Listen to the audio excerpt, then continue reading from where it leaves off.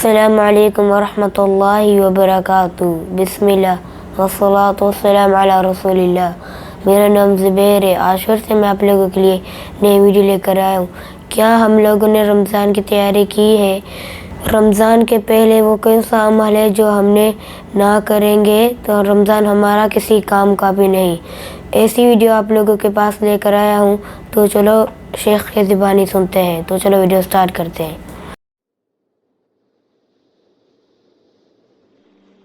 ہم رمضان کے مہینے کا استقبال عبادت کے ساتھ کرتے ہیں۔ سب سے پہلا کام جو ہم کرتے ہیں وہ چاند دیکھنا ہوتا ہے۔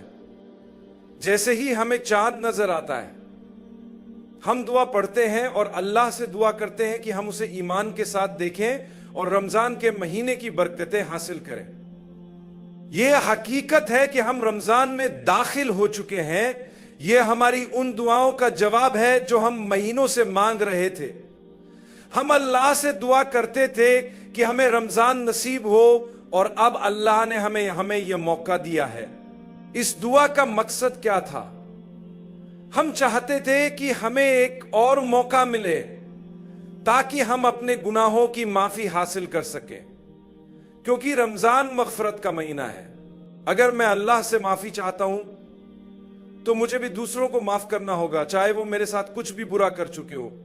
کبھی کبھی معاف کرنا مشکل ہوتا ہے، خاص طور پر جب کسی نے ہمیں بہت تکلیف دی ہو، لیکن اگر ہم اپنے دل میں ان کے لیے معاف کرنے کا جذبہ رکھیں گے تو اللہ بھی ہمارے گناہوں کو معاف کر دے گا۔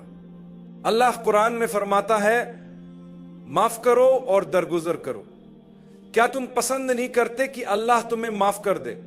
اس کا مطلب یہ ہے کہ اگر ہم دوسروں کو معاف کریں گے تو اللہ ہمیں بھی معاف کرے گا، کیونکہ وہ سب سے زیادہ رحم کرنے والا ہے۔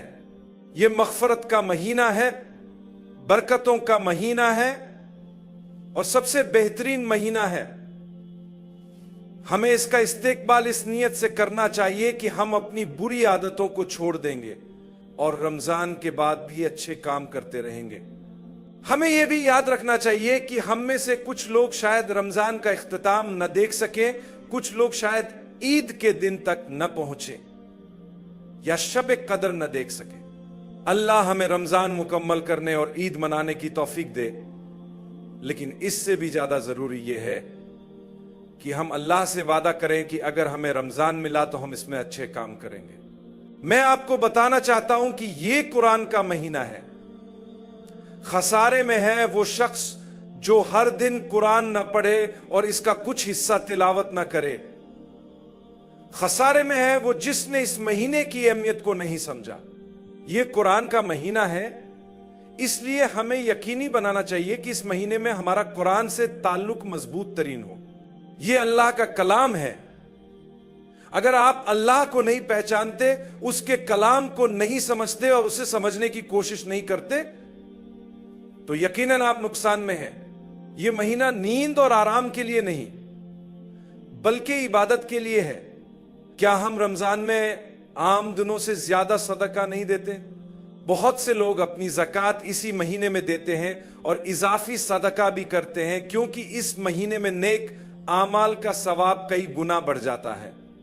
اگر آپ کوئی گناہ کر رہے ہیں یا کسی بری عادت میں مبتلا ہیں تو اس مہینے میں اسے چھوڑنے کا وعدہ کریں اور حقیقت میں چھوڑ دیں۔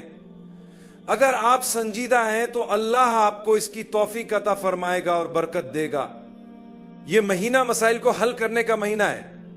اگر آپ کے گھر میں کوئی مسئلہ ہے تو اسے حل کرنے کی کوشش کریں، چاہے وہ آپ کی بیوی، والدین، بہن بھائیوں، بچوں، سسرال یا کمیونٹی کے کسی فرد کے ساتھ ہو۔ رمضان دلوں کو نرم کرنے کا وقت ہے۔ اللہ ہمارے دلوں کو نرم فرمائے۔ یہ سخاوت کا مہینہ ہے۔ نبی کریم صلی اللہ علیہ وسلم اس مہینے میں اتنے زیادہ سخی ہو جاتے تھے کہ آپ کی سخاوت تیز ہوا کی مانند سب کو پہنچتی تھی۔ یہ سخاوت صرف مال دینے تک محدود نہیں تھی، بلکہ دوسروں کی مدد کرنا بھی اس میں شامل ہے۔ کیا آپ دوسروں کی مدد کریں گے یا صرف اپنے بارے میں سوچیں گے؟ رمضان وہ مہینہ ہے جس میں ہم کھانے پینے سے رک جاتے ہیں۔ ہم ان چیزوں سے بھی دور رہتے ہیں جو عام دنوں میں حلال ہیں۔ پانی پینا یا کھانا عام دنوں میں جائز ہے، लेकिन रमजान में दिन के वक्त अल्लाह ने इसे मना किया है, मगर पानी पीने में क्या गलत है? अल्लाह फरमाता है कि खुद पर काबू रखना सीखो, ज्यादा लालची न बनो और कंजूस भी न बनो। हर चीज जो नजर आए उसे पाने की कोशिश मत करो, चाहे वो हलाल ही क्यों ना हो। कुछ लोग दुनिया की चीजों पर फख्र करते हैं, लेकिन रमजान हमें सिखाता है कि हमें हर चीज की जरूरत नहीं होती, चाहे हम उसे खरीद भी सकें। अगर किसी चीज की जरूरत नहीं तो उसे छोड़कर किसी और की मदद करें। आज हम देखते हैं कि कुछ लोग बड़े घरों में रहते हैं, अच्छी गाड़ियां चलाते हैं, खूबसूरत लिबास पहनते हैं और अच्छी खुशबू लगाते हैं। हम उन्हें देखकर कहते हैं कि ये बहुत खुश नसीब है, अल्लाह ने उन्हें नवाजा है। लेकिन अगर वो आखिरत की तैयारी नहीं कर रहे तो असल में वो नुकसान में है। दूसरी तरफ एक ऐसा शख्स भी हो सकता है जिसके पास घर ना हो, नौकरी ना हो, जिसके पास खाने को कुछ ना हो, जिसके कपड़ों से खुशबू ना आती हो, लेकिन अगर वो नमाज पढ़ता है, कुरान पढ़ता है और नेक अमाल करता है तो वही असल में कामयाब है। दुनिया की खूबसूरती और कामयाबी का कोई फायदा नहीं अगर आखिरत में नुकसान हो। अल्लाह फरमाता है कि सबसे बड़ा नुकसान आखिरत में नाकामी है। तो जब आप किसी ऐसे शख्स को देखें जो आखिरत के लिए मेहनत कर रहा हो, तो अल्लाह की कसम वो उस अमीर शख्स से बेहतर है जो दुनिया के पीछे भाग रहा है लेकिन अल्लाह को भूल चुका है। रमजान बार बार आता है क्योंकि अल्लाह चाहता है कि हम दुनिया और आखिरत दोनों में कामयाब हों। अल्लाह फरमाता है कि तुम सारा साल मेहनत करते हो, मैं चाहता हूं कि तुम एक महीना मेरी रजा के लिए मेहनत करो, अपनी आखिरत का महल कमाओ। यह नामुमकिन नहीं है। अगर तुम आखिरत का महल कमाओगे तो तुम हमेशा के लिए खुश रहोगे। हम सब की जिंदगी में मुश्किलात होती हैं। आपकी सेहत खराब हो सकती है, मेरी अपनी परेशानियां हो सकती हैं, सब किसी न किसी मुश्किल में होते हैं। अल्लाह फरमाता है कि परेशान मत हो, आखिरत की तैयारी करो। कभी कभी मुश्किलात हमें मस्जिद की तरफ ले जाती हैं। जब हम मुश्किलात में होते हैं और अल्लाह पर भरोसा करते हैं तो क्या यही मुश्किलात हमें अल्लाह के सामने झुकने पर मजबूर नहीं करती? क्या ये मुश्किलात हमें नरम दिल नहीं बनाती? ये अल्लाह की मेहरबानी है। अल्लाह फरमाता है कि मैंने तुम्हें दुनिया में एक आजमाइश दी ताकि तुम आखिरत में राहत हासिल करो। कुछ लोगों की जिंदगियां ऐसी होती हैं कि उन्हें इस दुनिया में अपनी मुश्किलात का कोई हल नजर नहीं आता। अल्लाह फरमाता है मायूस ना हो, मैं तुम्हें आखिरत अता करूंगा। क्या तुम यकीन रखते हो? हां, अगर यकीन रखते हो तो फिर कोई मसला नहीं।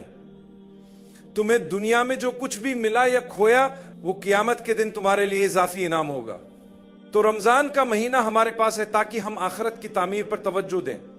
हर नेकी जो हम करते हैं वो 10 गुना, 100 गुना, 700 गुना और उससे भी ज्यादा बढ़ जाती है, क्योंकि ये रमजान का मुबारक महीना है। ये वो महीना है जिसमें हमें अपनी इबादत के बारे में ज्यादा संजीदा होना चाहिए। तरावी है कोई मामूली चीज नहीं। कुछ लोग बहस करते हैं कि ये फर्ज नहीं। मैं जानता हूं कि ये फर्ज नहीं, लेकिन ये इतनी ज्यादा पसंदीदा है कि हमें इससे लुत्फ लेना चाहिए। खुद तरावीह का मतलब एक खूबसूरत राहत है। मैं आऊंगा और लुत्फ अंदोज हूंगा, मैं सुकून हासिल करूंगा। लेकिन हम में से बहुत से लोग इमाम की तिलावत सुनते हैं और कहते हैं ये इमाम बहुत सुस्त है, बहुत देर लगा रहा है। वल्लाह ये तेज या सुस्त होने की बात नहीं, बल्कि सही और खूबसूरत तिलावत की बात है। अगर आपको अल्लाह का कलाम सुनकर बेजारी महसूस हो रही है, लेकिन वो मौसीकी जो आपको झूमने पर मजबूर कर देती है वो बेजार नहीं करती, तो आपके अंदर एक बड़ा मसला है। ये रमजान का महीना है, इसमें हम अपनी सोच को बदलेंगे इंशाअल्लाह। तरावीह को दिल से अदा करें, आप अपनी आखिरत के महल को तामीर कर रहे हैं। ये वो महीना है जिसमें शैतान को हमसे दूर कर दिया जाता है, लेकिन फिर भी हम गलत काम करते हैं। जानते हैं क्यों? क्योंकि हम खुद छोटे शैतान बन जाते हैं। बहुत से लोग सवाल करते हैं कि रमजान में भी शैतान हमें क्यों बहकाता है जबकि उसे बांध दिया जाता है। इसका सबसे अच्छा जवाब यह है कि बड़े बड़े शैतान जकड़ दिए जाते हैं, लेकिन छोटे छोटे शैतान इधर उधर घूम रहे होते हैं। وہ ہمیں تنگ کرتے ہیں، غصہ دلاتے ہیں۔ یہ مہینہ ضبط نفس اور عادات بنانے کا ہے۔ اپنی عادتیں مضبوط کریں، اپنی زبان پر قابو رکھیں۔ رمضان زبان کی حفاظت کا مہینہ ہے، کیونکہ نبی کریم صلی اللہ علیہ وآلہ وسلم نے واضح فرمایا کہ جو اپنی زبان کی حفاظت کرے گا وہ انعام پائے گا، اور جو جھوٹ، فحش گوئی اور فضول باتوں سے نہ بچے اس کا روزہ ضائع ہو جائے گا۔ اسی لیے میرے بھائیوں اور بہنوں، رمضان میں اپنی زبان کی حفاظت کریں، آپ کی زندگی بدل جائے گی۔ اگر آپ پورا مہینہ تراویح پابندی سے پڑھ سکتے ہیں تو میں یقین دلاتا ہوں کہ 5 وقت کی فرض نماز آپ کے لیے آسان ہو جائے گی۔ لیکن اگر آپ خود کو اس مہینے میں نہیں سنواریں گے تو آپ نقصان اٹھائیں گے۔ آج دوپہر میں اپنی عمر کے بارے میں سوچ رہا تھا کہ میں نے کتنے رمضان دیکھے ہیں۔ فرض کرے کہ میں نے 50 رمضان دیکھے ہیں تو میں مزید 50 رمضان کبھی نہیں دیکھوں گا۔ کیوں؟ کیونکہ ہم 100 سال نہیں جینے والے۔ زیادہ لوگوں کی عمر 60، 70 یا 80 سال ہوتی ہے۔ سوچیں آپ کے پاس کتنے رمضان باقی ہیں۔ شاید یہ آپ کا آخری رمضان ہو، لیکن اگر آپ سمجھتے ہیں کہ کچھ رمضان اور باقی ہیں تو کتنے؟ اگر آپ 70 سال کے ہیں اور سوچتے ہیں کہ 76 تک زندہ رہیں گے تو آپ کو کیا یقین ہے کہ واقعی 76 تک زندہ رہیں گے؟ یاد رکھیں، جب آپ عبادت سے محبت کرنے لگتے ہیں تو آپ کو اللہ سے ملاقات کا شوق ہونے لگتا ہے، کیونکہ آپ جانتے ہیں کہ آپ ایک مہربان، رحیم اور معاف کرنے والے رب کی طرف لوٹ رہے ہیں۔ رمضان ہمیں بار بار موقع دیتا ہے کہ ہم اپنے بارے میں غور کریں، اپنے اعمال پر سوچیں کہ ہم کہاں سے آئے ہیں، کہاں کھڑے ہیں، اور ہمیں کیا کرنا چاہیے۔ بری عادتوں اور بری صحبت سے دور رہیں، مسجدوں کی طرف رخ کریں اور انہیں آباد کریں، دوسروں کو بھی ساتھ لے کر آئیں، اسے بامقصد بنائیں، لوگوں تک پہنچے، غریبوں کو کھانا کھلائیں، مہربان بنیں، اپنے گھروں میں اچھے اخلاق اپنائیں، اچھے لباس پہنیں۔ لباس کا حصہ یہ بھی ہے کہ آپ کی نظریں کہاں جا رہی ہیں۔ اگر آپ نے خود کو ڈھانپ بھی لیا لیکن نظریں ہر جگہ گھما رہے ہیں تو فائدہ کیا ہوا؟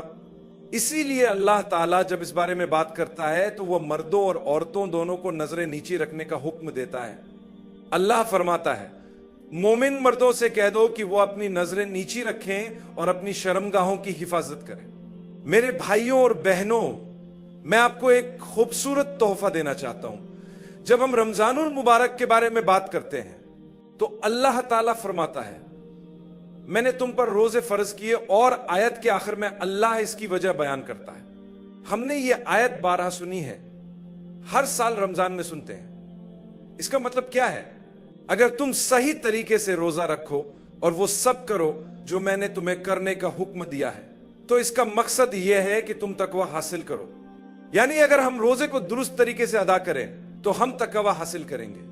اب سوال یہ پیدا ہوتا ہے کہ اگر میں نے تقوی حاصل کر لیا تو مجھے کیا ملے گا؟ اللہ اسی قرآن میں فرماتا ہے اللہ کی مغفرت اور جنت کی طرف دوڑو، جنت کی وسعت زمین اور آسمان سے بھی زیادہ ہے۔ یہ کن لوگوں کے لیے تیار کی گئی ہے؟ متقی لوگوں کے لیے۔ دیکھیں یہاں کیسا خوبصورت تعلق ہے۔ اللہ نے روزہ رکھنے کا حکم دیا تاکہ ہم تقوی حاصل کریں۔ جب ہم نے تقوی حاصل کر لیا تو اللہ فرماتا ہے ہم نے جنت تقوی والوں کے لیے تیار کی ہے اور اب تم اس میں داخل ہو سکتے ہو۔ اب یہ کیسے معلوم ہو کہ ہمارے اندر تقوی موجود ہے؟ اگر آپ اللہ کے احکام کے بارے میں حساس ہیں، اگر کوئی گناہ ہو جائے اور آپ کو اس پر شرمندگی محسوس ہو، پچھتاوا ہو، تو یہ تقوی کی نشانی ہے۔ جب کوئی فرض آپ پر لازم ہو اور آپ اسے پورا کریں تو یہ بھی تقوی کی نشانی ہے۔ جب آپ نماز پڑھنے کے لیے بے چین ہو اور نیکی کے کاموں میں رغبت محسوس کریں تو یہ نیکی اور پرہیزگاری کی علامت ہے۔